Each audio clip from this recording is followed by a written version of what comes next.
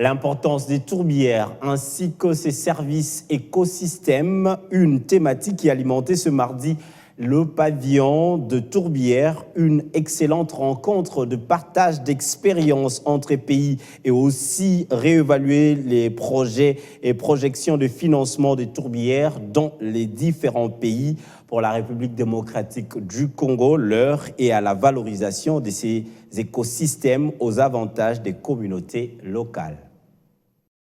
Avec ses 100 000 km² de tourbières, la République démocratique du Congo a donc la capacité d'absorber le gaz à effet de serre de plus de 2 ans. Une vraie richesse, en même temps une des solutions efficaces au dérèglement climatique.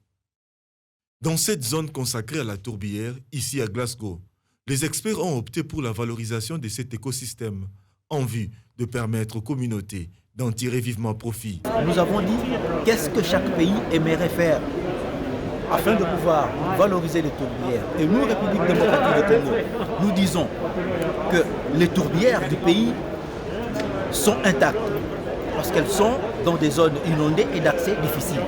Maintenant, notre vision se définit à la fois en termes de conservation de cet écosystème, mais aussi en tenant compte de l'aspect valorisation. Parce qu'il est important que des efforts de conservation puissent être valorisés en termes de retombées qui pourront améliorer le vécu des communautés locales, des peuples autochtones.